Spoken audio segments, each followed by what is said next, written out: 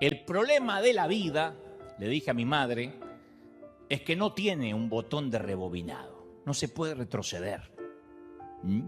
La vida siempre se juega hacia adelante, nunca retrocede.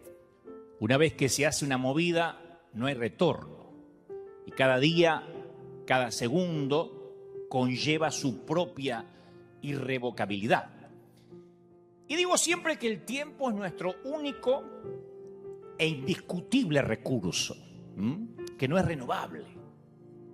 ¿A dónde se fue el tiempo?, preguntamos cuando percibimos que hemos pasado años de manera equivocada o viviendo, en su defecto, de manera errática.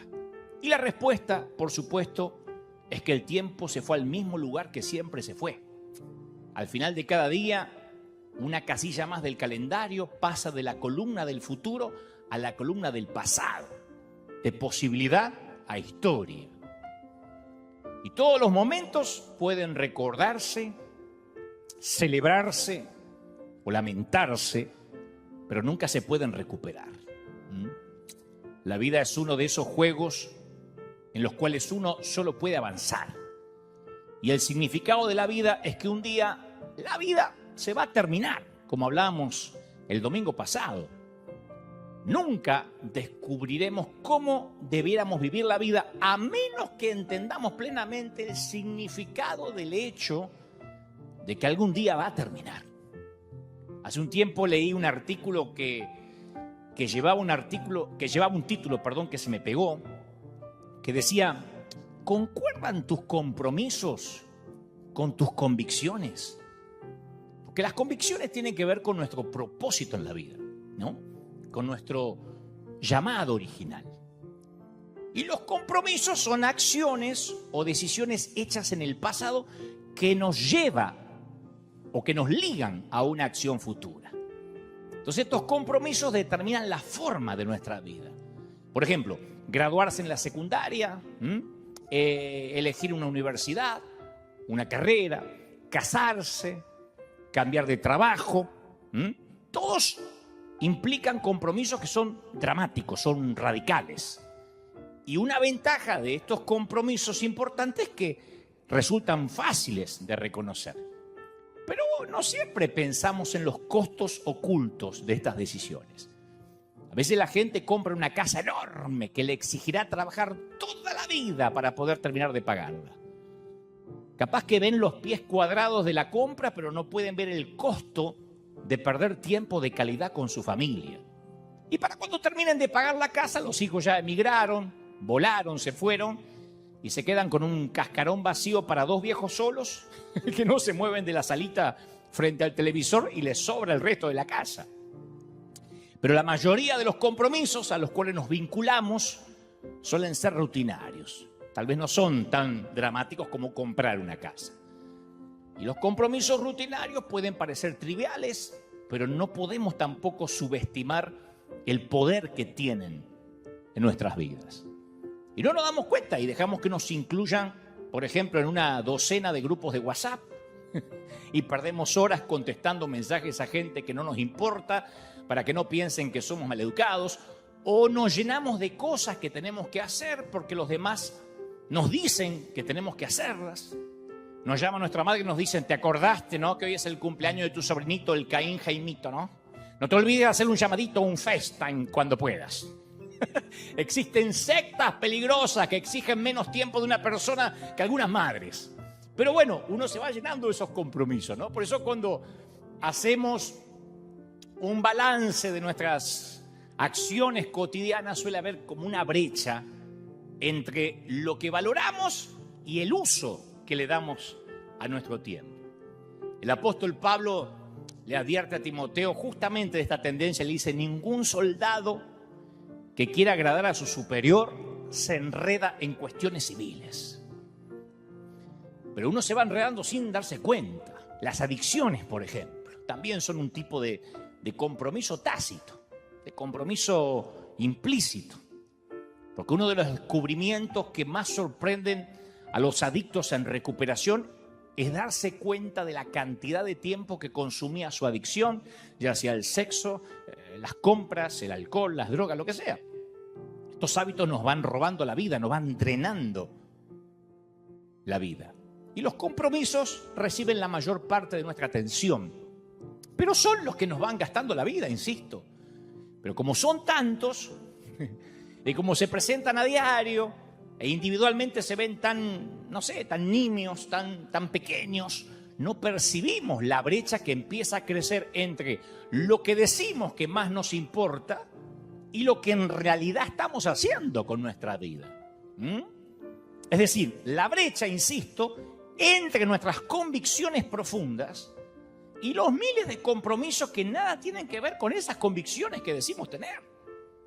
Entonces un día en la vida nos vamos dando cuenta que la vida se nos va pasando y nos vamos llenando de cosas que no queremos hacer, pero que todos los días las hacemos otra vez y las repetimos.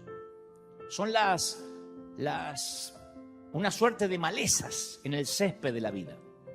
Se multiplican sin nuestro permiso y sin que nos demos cuenta van trepando, lo envuelven todo, nos asfixian. Y esos compromisos que nos roban la vida no son biodegradables. Se quedan ahí dando vueltas, al igual que los envoltorios plásticos y los envases de poliestireno, quedan dando vueltas y vueltas y no importa cuán importante, rico o poderoso o atractivo o atractiva que seas, el tiempo no espera a nadie. Ahora, sabiendo esto, que el tiempo no espera a nadie, ¿por qué pasamos nuestros días sumergidos en una red de compromisos que no queremos, que no coinciden con nuestras convicciones, enredados en asuntos insignificantes? Hebreos 12.1, el escritor de los Hebreos 12.1 dice: por tanto, despojémonos de todo peso y del pecado que nos asedia y corramos con paciencia la carrera que tenemos por delante. Entonces, generalmente nos enfocamos en la palabra pecado, pero también tenemos que quitarnos el peso, esos asuntos grasos de la vida, esa basura que nos inflama, ni siquiera nos nutre, nos inflama. Tenemos que esforzarnos por eliminar aquellas cosas que llenan nuestra vida, pero que no nos ofrecen, insisto, nada que nos nutra. Es el gluten de la vida que inflama, que pesa, que hincha, pero no alimenta. Y que además, por cierto, nos agota, nos drena, nos vampiriza, nos carga. Y esto a su vez crea una condición que se llama inercia activa. O sea que la gente tiende a adherirse a compromisos a veces antiguos, aun cuando sabemos que esos compromisos ya no tienen sentido, aun cuando se vuelven perjudiciales para el bienestar de nuestro alma, para nuestra salud física. Pero no sé cómo va pasando. Pero entre la cuna y la tumba se nos va llenando la vida de tengo que ir y cumplir, sino que va a pensar la gente. Hay que pasar la fiesta con ellos porque siempre la pasamos con ellos, aunque no tengamos ganas de pasarla con ellos. Y como dije una vez, y a mí me gusta esta idea, por eso soy monotemático con el tema, nosotros fijamos el presupuesto emocional que vamos a invertir en nuestra vida, no los demás. Si hay gente o existe gente que nos hace sentir obligados a dar afecto, a dar atención, entonces necesitamos tomar distancia. Y grábate esto, te lo voy a decir otra vez, creo que lo voy a decir hasta que esté muy viejo, porque a mí me resolvió la vida. Es uno de los grandes axiomas, uno de los grandes proverbios que yo uso a diario. Jamás llames, escribas o hables con alguien motivado por la culpa. No es el motor que te tiene que llevar a hacer algo. Si no es por amor y es por culpa, no sirve. Te drena, ni le sirve a la otra persona, ni te sirve a vos. Y quedar en bancarrota emocional por hacer que alguien se sienta bien, a veces puede sonar noble, pero no lo es.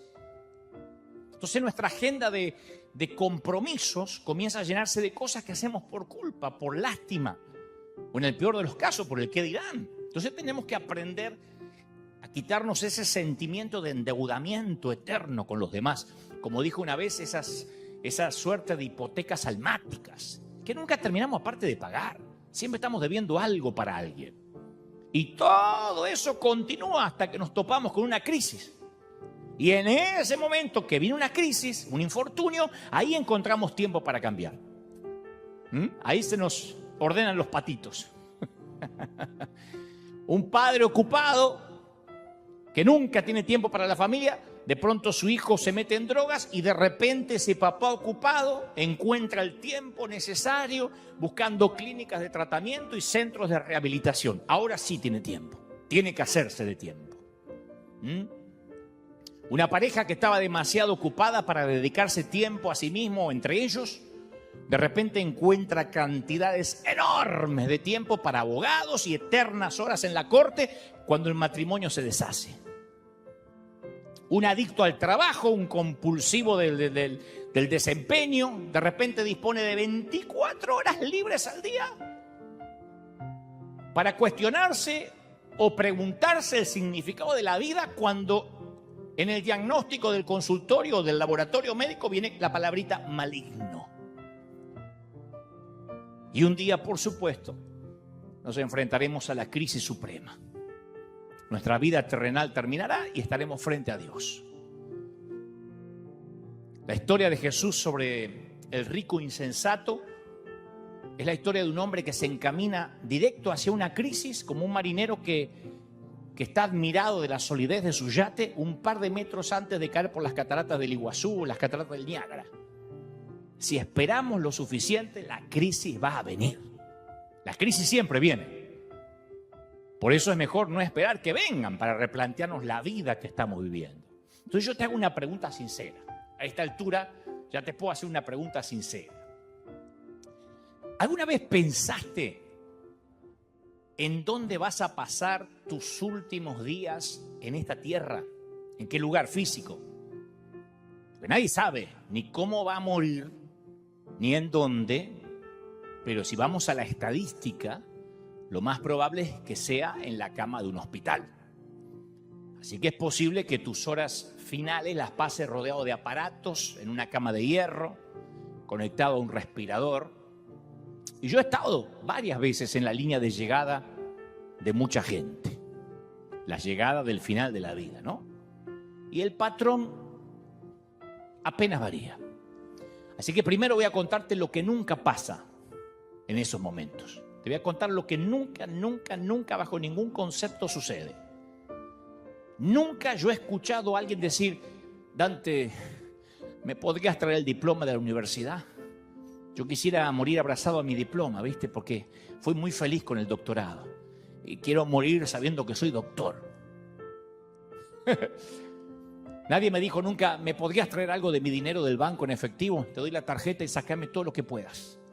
Quiero sentir el efectivo junto a mi pecho así, mientras exhalo el último suspiro sabiendo que morí rico. Nunca. Nadie me dijo: ¿me traerías mi Tesla, mi BM, mi Mercedes? Porque quisiera que le pongas algo de cera, me lo estacionás frente así la ventana, ¿viste? Del hospital, porque pasé tantos lindos momentos en ese auto que quiero que sea lo último que vea antes de morir. Nadie me dijo: ¿me traerías el último estado financiero de mi banco? Pedí con qué saldo me estoy muriendo. Quiero leerlo, quiero estar tranquilo antes de partir. ¿Entrarías a mi Instagram y me decís cuántos likes tiene la fotito que me saqué hace unos meses comiéndome un helado? No. Definitivamente esas no son las conversaciones que tienen lugar al final de la vida.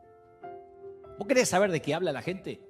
No importa si son evangélicos, católicos, musulmanes, judíos, protestantes, fundamentalistas, conservadores, testigos de Jehová. Toda la gente que está en la última estación de la vida únicamente hablan de dos cosas. Quieren saber dos cosas: si están bien o mal con sus familias, con sus hijos especialmente, y luego si están listos para encontrarse con Dios. Nadie muere ateo bajo fuego.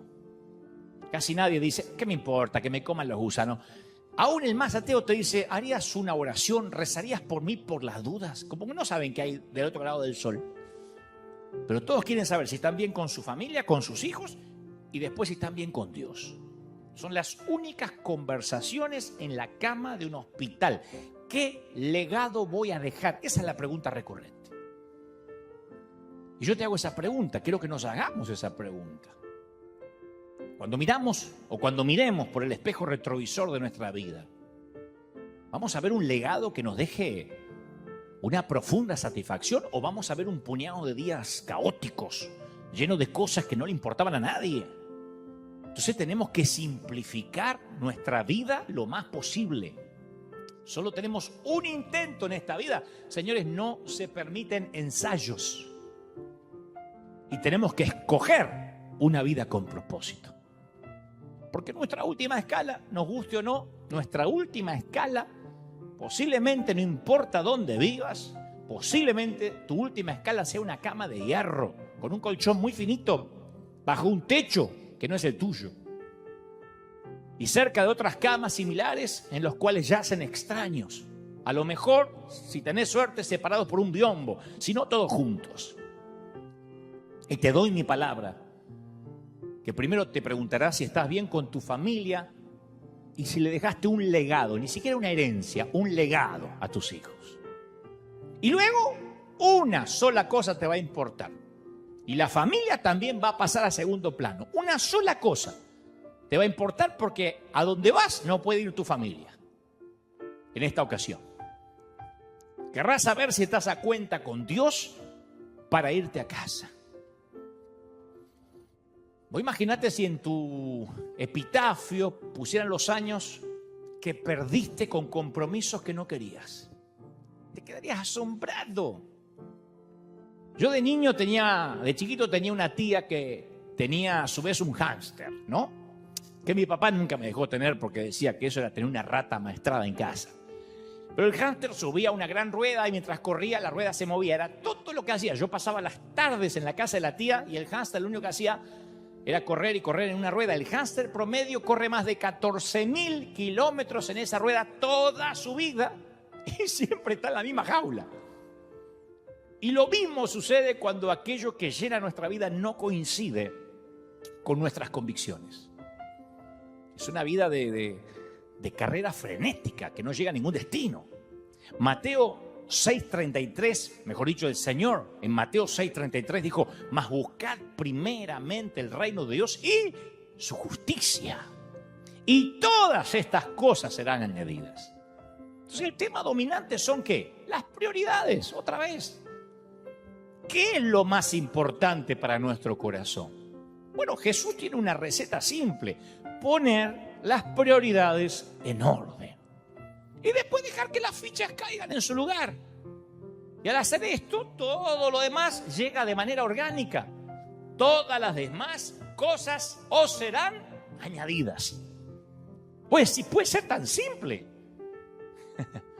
¿Podría una fórmula tan simple dar tanto resultado? Bueno, si no es así, tendríamos que dejar de leer la Biblia. ¿Nunca te preguntaste si todo el mundo vive las mismas horas al día? ¿Por qué hay gente que parece que hace más cosas que los demás? Viste que hay gente que a lo mejor me está mirando y dice: a mí no me alcanza la vida, y veo que otros hacen más cosas, consiguen más, tienen más. Si el tiempo, te lo voy a poner así, si el tiempo es la unidad monetaria de los logros, ¿por qué algunos parece que tienen más monedas que otros? Y yo tengo la respuesta y te la voy a regalar. Simplifican. Reordenan las prioridades y simplifican. ¿Sabe lo que es simplificar? Es ignorar todo aquello que podrías hacer y dedicarte a aquello que debes hacer. Dejar de lado todo lo que podrías, que estoy convencido que es mucho, y enfocarte en lo que debes hacer. Esa es la manera de vincular lo que uno hace con su llamado. Entonces los que se abocan a una vida pequeña es porque hacen un poquito de todo, picotean por todos lados. Son aprendices de todo, como dijo alguien, y maestros de nada. Yo estaba leyendo, siempre me fascina la vida de Steve Jobs, por todo lo que nos dejó como inventos, como tecnología, y nadie logró simplificar más que Steve Jobs. La historia cuenta que después de su regreso a Apple en 1997, él hizo que la empresa pasara de tener 350 productos a solo 4. ¿Sabe lo que es eso? 350 productos Estar fabricando 350, es decir, solo vamos a fabricar 4, esos son 346. No vamos a hacer más de eso. 346, no. Se enfocaron en 4 productos. Las Mac, los iPod, los iTunes y los iPhone. Y siempre tienen un solo producto hasta la fecha como novedad en toda la línea que mueve el resto. Viste que la novedad siempre genera un efecto de halo místico sobre el resto. Es como la nave insignia que facilita que el usuario prefiera los productos de Apple. Si tu empresa no sabe lo que es más importante, vas a diversificarte en cientos de cosas, pero nunca vas a ser bueno en ninguna. Es como aquellos restaurantes que quieren cocinar de todo un poco para atraer más clientela y hacen pupusa para los colombianos, los venezolanos, hacen unos choripanes para los argentinos y también hagamos unos taquitos para los mexicanos. Bueno, van a traer un poquito de todos y al final no son los mejores en ningún plato y no termina yendo nadie. Pero el restaurante gourmet, que es especialista en la pasta italiana, se especializa en la pasta italiana, en la carne, si es argentina mejor, o en los productos de mar, atraen a los paladares exquisitos. Y en la vida es exactamente lo mismo. En River, te voy a contar no es una infidencia, pero quizás sea la primera vez que lo diga en público fuera de nuestro liderazgo. En River, y en la pandemia, hemos aprendido a simplificar. Hemos entendido que la iglesia no puede regresar, por lo menos nosotros, no estoy haciendo un juicio de valores de los demás ministerios o el resto de las congregaciones, pero hemos llegado a la conclusión de que no podemos volver a lo que era antes, porque el mundo ya nunca volverá a ser lo que era antes. Es como pretender, después del 11 de septiembre, el fatídico 9/11, pretender viajar como viajábamos antes del atentado. Y pensar que va a llegar un momento que no nos vamos a tener que sacar más los zapatos para subir un avión, para pasar la seguridad, o que vamos a poder abordar un avión sin pasar por el detector de metales. Es imposible, el mundo cambió a partir de aquel día. Y el mundo cambió a partir de la pandemia, la gente cambió. Entonces nosotros hemos decidido, o hemos llegado a la conclusión, de dividir nuestra pizarra en 3. En River, le dije a todo el liderazgo, nos vamos a enfocar en 3 cosas. 3 cosas. Dividimos la pizarra en 3. Poquito menos que Apple. Las almas, o sea, la gente rota, la palabra, la predicación y bautizar gente. Las almas, la palabra y bautizar gente. 3 cosas. Es todo lo que vamos a hacer, a menos que Dios nos cambie la orden, por supuesto, hasta que Cristo venga. O hasta que nos toque partir. Habrá otras iglesias que se enfoquen en grupos pequeños, lo celebramos. En la consolidación, lo celebramos porque eso tiene que existir, porque todos formamos un cuerpo en la multiforme gracia de Dios. Otros tendrán células, otros congresos proféticos de empoderamiento, conciertos. Pero nosotros nos vamos a enfocar en 3 cosas. Las almas, la palabra y bautizar gente. Y no viven preguntando qué otras actividades van a tener y van a hacer reuniones de esto y van a hacer reuniones del otro. Y hemos decidido que nosotros, en nuestro caso, no seremos un club de actividades para gente aburrida. Vamos a hacer un escuadrón de búsqueda especialista en rescatar almas rotas, gente. No porque seamos los mejores, porque esa es nuestra asignación. Nosotros vamos a especializarnos en lo que creemos que podemos ser buenos o medianamente buenos y efectivos, mínimamente. Y en lo personal me sucede lo mismo. Me invitan a hacer Zoom. Todas las semanas tengo invitaciones a grabar mensajes para congresos. Me dicen, grábate 1 horita y me la mandás por YouTube. A mandar saluditos. Y yo respondo que no voy a hacer nada más que aquello a lo que Dios me llamó y comisionó. Y esto no es porque me puse pedante y orgulloso, sino porque hice las cuentas. Agarré una calculadora, hice las cuentas. Y ya no me alcanza el promedio que me resta de vida para estar haciendo un poquito de todo y dejar felices a todo el mundo. Y en esto implica que no me importa quedar bien con alguien que no conozco, que tampoco me conoce, para que no diga, uy, Dante perdió la humildad porque no aceptó nuestra invitación. Y antes que lo piense, porque hay gente que por ahí dice, claro, a vos te es fácil simplificar porque sos Dante Gebel. La pregunta que deberías hacerte es, ¿Lo haces porque sos Dante Gebel o sos Dante Gebel porque lo haces? Porque todos podemos simplificar la vida. Es algo que todos podemos hacer. La actividad no siempre está relacionada con la productividad. Y estar atareado no siempre o rara vez tiene que ver con una vida eficaz. Entonces, yo sé que las personas somos capaces de hacer dos cosas a la vez. Pero al igual que las computadoras, no podemos concentrarnos en las dos al mismo tiempo. Porque nuestra atención oscila de una cosa a la otra. No podemos conducir el automóvil y enviar mensaje de texto, o no deberíamos. O controlar al niño que está en la bañera, al bebé, y mientras hablar por celular, hacer un zoom. Porque nuestro cerebro tiene varios canales, está bien, que no se interfieren. Pero no estamos realmente centrados en ambas actividades. Siempre que hacemos dos cosas, una está ocurriendo en primer plano y otra está en el fondo. Si ahora vos estás escuchando este mensaje y mientras estás haciendo la comida, no estás centrado en el mensaje, centrada en el mensaje o centrado en el mensaje. No, yo puedo hacer las dos cosas. No. Hay una que está en primer plano y una que está en segundo plano. O la comida no va a ser lo mejor o no estás prestando atención a lo que Dios te está hablando. Porque si Dios te está hablando, usando a este burro o a quien sea, y mientras estás haciendo otra cosa o testeando por el celular, es lo mismo que si te llamara el presidente a la casa de gobierno, mientras te está hablando te pones a testear. Y vos le decís, hable, presidente, yo puedo hacer varias cosas a la vez. No, estoy haciendo la lista del almacén, pero usted vaya hablando. Si tuviéramos que atravesar un precipicio en una cuerda, dejaríamos de hablar, ¿o no? Por eso cuando los hombres nos perdemos, vamos manejando y nos perdemos, lo primero que hacemos es bajar la música. Me perdí. Y lo primero que hacemos es bajar la música.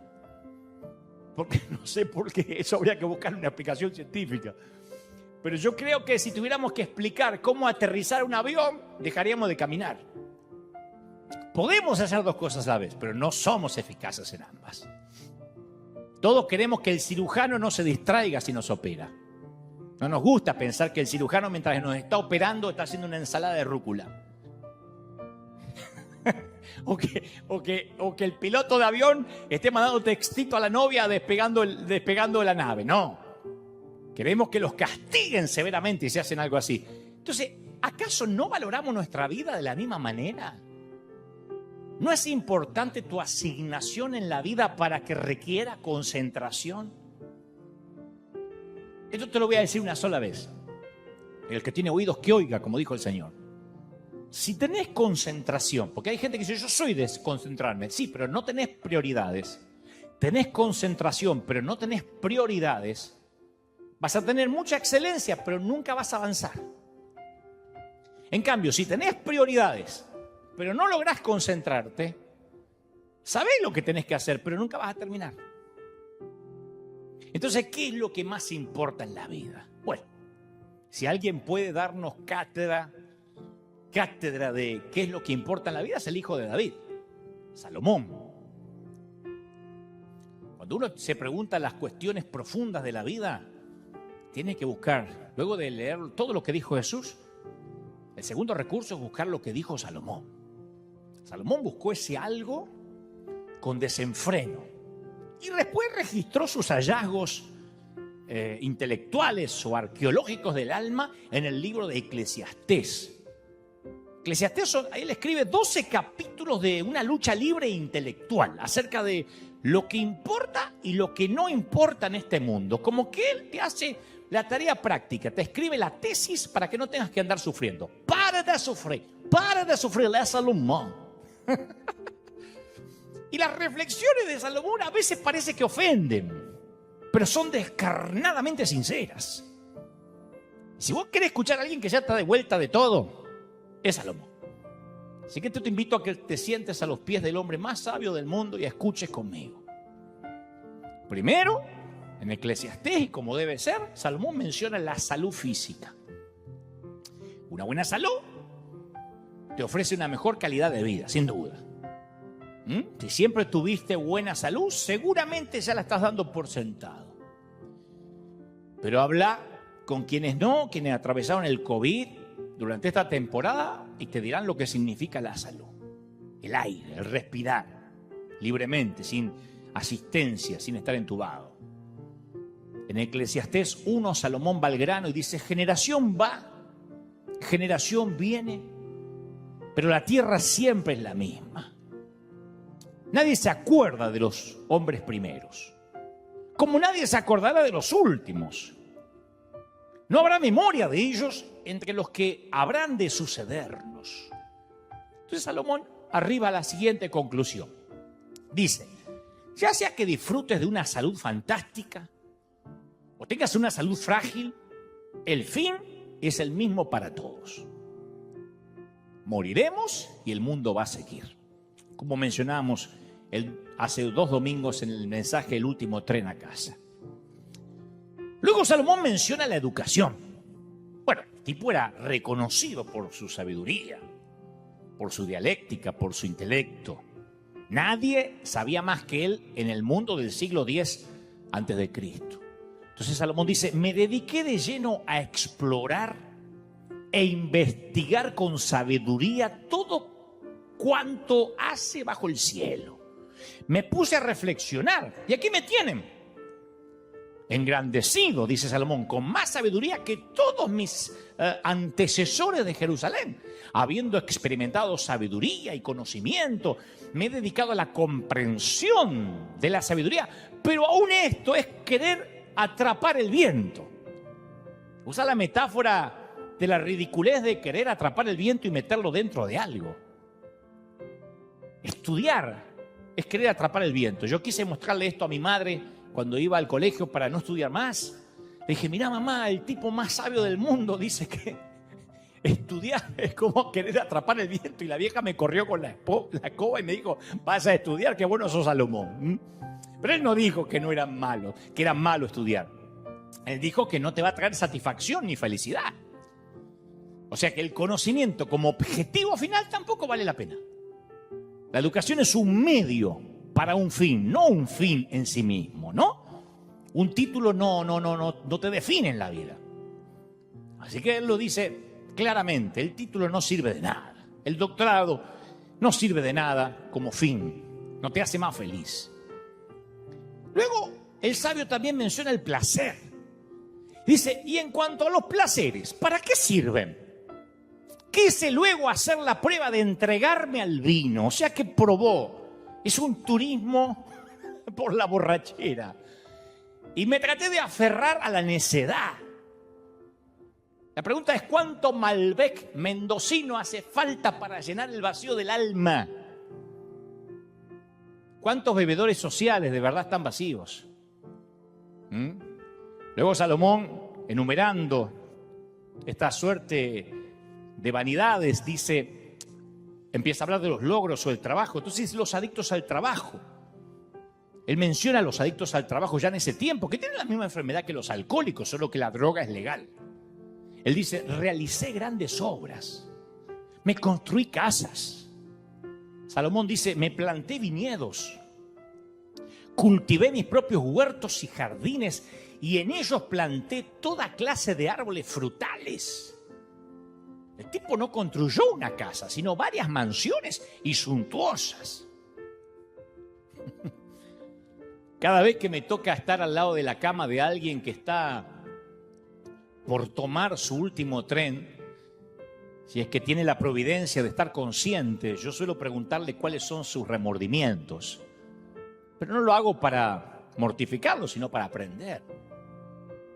Y la mayoría coincide y dicen algo como, estuve tan ocupado intentando mejorar el estándar de vida de mi familia que antes que me diera cuenta, mis hijos crecieron, se fueron, se emanciparon y nunca llegué a conocerlos.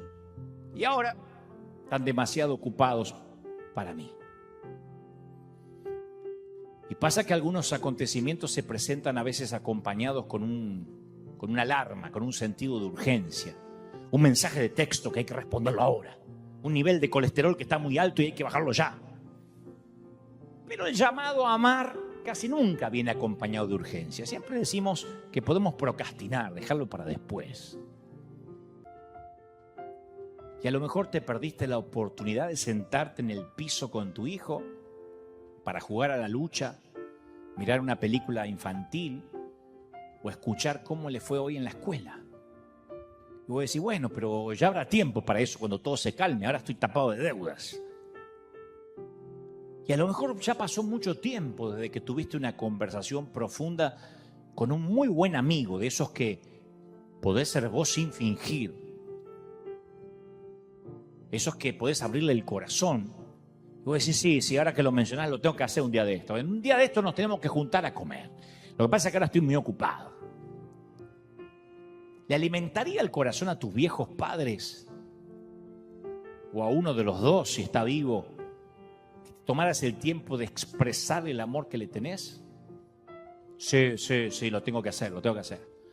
Tengo un día de esto, tengo que ver a la vieja o ver al viejo, pero pasa que mi vida está muy llena ahora. Y así la vida se va pasando. Los hijos se van, los buenos amigos se cansan y desaparecen, y los viejos se nos mueren. ¿Vos creés que se recuperan cosas? ¿O crees que se recuperan momentos, que se pueden rebobinar los momentos como contarle un cuento a tu nene de 5 años antes de acostarlo? ¿Vos crees que es igual una fiesta de cumpleaños de 6 años cuando tiene amigos imaginarios que el cumpleaños de tu hijo a los 17, que es igual? ¿De verdad pensás que es lo mismo ir a ver jugar a tu hijo chiquito que irlo a verlo jugar de adulto? ¿Vos creés que podés pactar con Dios para que el tiempo se detenga para vos y para que todo lo importante se quede congelado hasta que estés listo para jugar con tus hijos? No va a pasar. No se puede pausar el tiempo, no se puede congelar. Necesitas tener una frecuencia de vuelo. Necesitas estar enfocado. De otro modo vas a comprar la casa y vas a perder el hogar en el proceso. Vas a tener ahorros, vas a tener buen crédito. ¿Para qué? Para pagar la cuota alimentaria que dictamina el juez para tus hijos. Entonces en las redes sociales está la gente que te quiere por lo que haces. En las redes está la gente, no sé si te quiere, que te pone like a lo mejor de manera hipócrita por lo que haces, lo que decís o lo que mostrás. Tus hijos te quieren por lo que sos. Porque si fuiste un mal padre, yo te aseguro que no lo podés arreglar siendo un buen abuelo. Por más buen abuelo que intentes ser, perdiste tu única oportunidad de ser padre. No se puede rebobinar. Y tus hijos, que van a ver tus vanos intentos de arreglar lo que hiciste como padre, intentar arreglar lo que hiciste como padre ahora como abuelo, van a saber que sos un fraude. Intentando torpemente remediar de viejo lo que no pudiste hacer cuando eras más joven. Entonces cuando jugás con el tiempo, la mayoría de las veces es una apuesta que no vas a poder pagar. Y aún si crees que te la podés jugar y podés ganar, primero asegúrate, cuando entres al casino de la vida, que podés vivir sin eso, sin aquello que podrías llegar a perder. Hay una gran escritora llamada Mary Jane, creo que se llama Irion, si lo pronuncio bien. Mary Jane Irion, que escribió un fabuloso ensayo que se llama Regalo desde un secador de pelo, que es la reflexión que hace una mamá al peinar el cabello y desenredar el cabello de su hija de 7 años después de bañarla o de ayudarla a bañarla, ¿no? Y ella dice más o menos así, dice peinar y secar, y piensa, pronto ya no voy a poder hacer más esto. Y sabe la mamá que esa melenita corta y lacia inevitablemente se rendirá a peinados adultos, a teñidas horribles, sugeridas por su peluquera, que le sugerirá que se vuelva rubia. Primero va a empezar con los claritos, después la va a hacer completamente amarilla, como le pasa a la mayoría de las mujeres. Y la mamá piensa mientras seca el cabello de la nena, ¿cómo va a ser a los 14? ¿Dónde estará volando ese cabello en ese entonces? Y luego tendrá 16, 18. Y la mamá supone que a los muchachos les va a encantar ver cómo le vuela el cabello. Y algunos de esos muchachos van a sentir ese cabello en su rostro y uno de ellos se casará con ella y su cabello estará perfecto bajo el velo el día de la boda y luego su cabello estará desparramado en la almohada de él.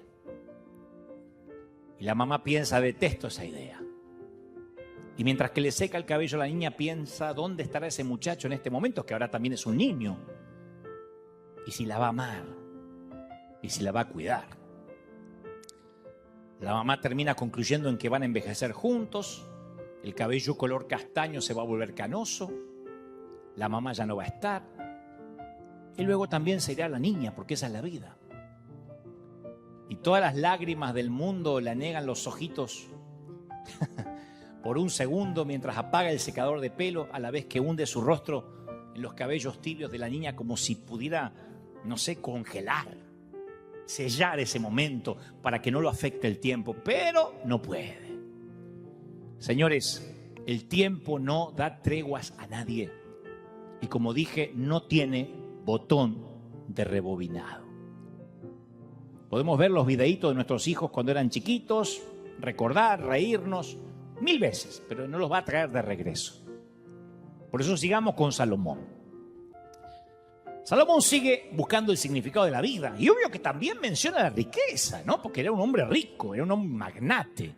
Y dice Salomón, me hice de esclavos y de esclavas y tuve criados y mucho ganado vacuno y lanar, mejor o mayor que todos los que me precedieron en Jerusalén. Amontoné oro, amontoné plata, tesoros que fueron de reyes y provincia. Me hice de cantores y cantoras. A mí me gusta esa parte porque la pasamos por alto, pero dice Salomón, me hice de cantantes.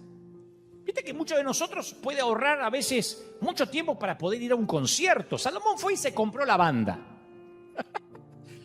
El tipo se llevó a los mejores músicos para que le hicieran conciertos mañana, tarde y noche. Se llevó de empleado a Luis Miguel. Se lo contrató. Le dijo, Luismi, vení, Miki, cántame. ¿Ah? Y luego Salomón también mencionó el sexo. Dice, disfruté de los deleites de los hombres. Formé mi propio harén. Ahí está en Eclesiastés. Dijo, voy a ver qué se siente tener mujeres para elegir. La Biblia registra que adquirió 700 esposas que eran princesas. 700. Y 300 concubinas. Estuvo casado con 1000 mujeres. Ahí viene el chiste fácil. Si todas las mujeres tenían madre, tuvo 1000 suegras. Pobre hombre, ¿no? ¿Cómo no va a reflexionar así? Si hacer feliz a una a vos se te hace difícil, imaginá hacer feliz a 1000. Le llevaba 3 años pasar una noche con cada una. Eso sí tenía sexo cada noche. 3 años, hasta que daba toda la vuelta. Venía la chica y dice, pero Salomón, hoy no pasa nada, en 3 años te atiendo. La Biblia menciona que todas esas mujeres hicieron que se pervirtiera su corazón. Más sexo no lo hizo feliz.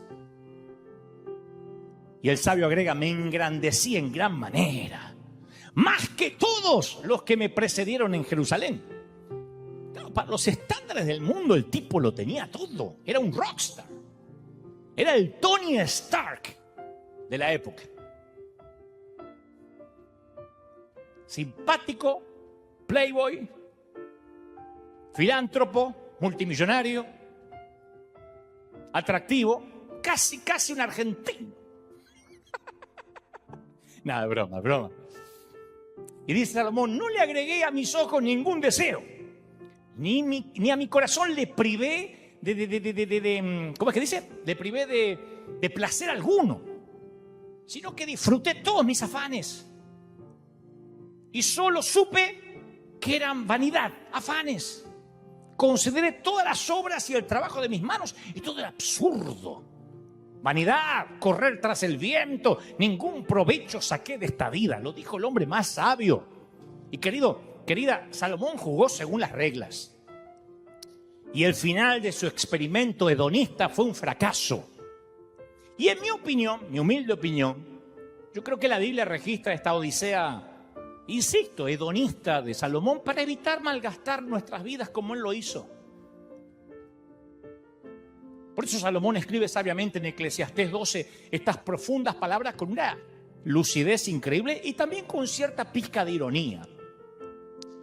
Salomón dice, acuérdate de tu Creador en los días de tu juventud. ¿Te acordás?